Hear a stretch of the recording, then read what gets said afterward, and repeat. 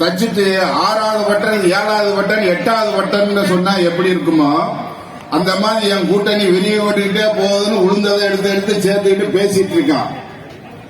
இன்னைக்கு நம்ம முன்னாடி இருக்கக்கூடிய மிகப்பெரிய கேள்வி விவசாயிகள். நம்ம இதுவரைக்கும் விவசாயிகள் தற்கொலை செய்தது கொண்டதை பற்றி நம்ம பேசிட்டே இருக்கோம், நிறைய தடவை பேசியிருக்கோம்.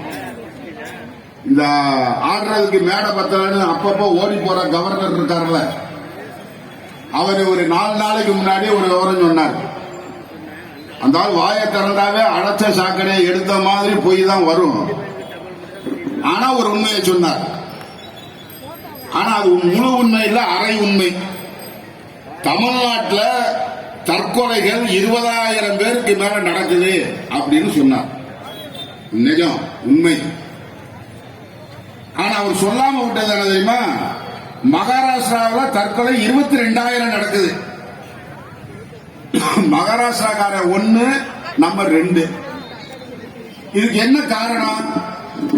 இந்தியாவிலேயே தொழில் வளர்ச்சி பெற்ற மாநிலங்கள் அப்படின்னா 1வது இடத்துல இருக்கிறது மகாராஷ்டிரா, 2வது இடத்துல இருக்கக்கூடியது தமிழ்நாடு.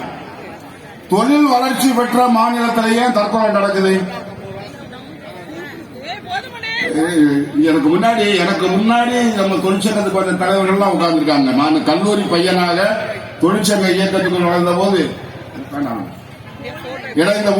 மதுரையில ரொம்ப பஞ்சாயத்து தொழிலாளர் மத்தியில அறிமுகமாக இருந்த அண்ணன் பாதவர்கள் அவர்கள் இங்கே அமர்ந்திருக்கிறாங்க.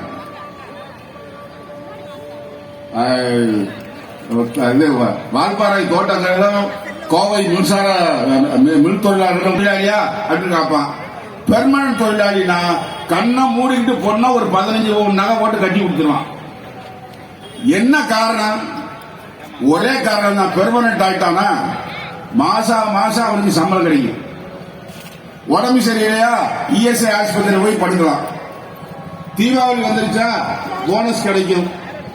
ரிட்டையர் ஆட்டானா கிராஜுவிட்டி கிடைக்கும்.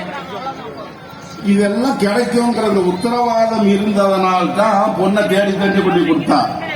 இப்ப நம்ம கோயம்புத்தூர்ல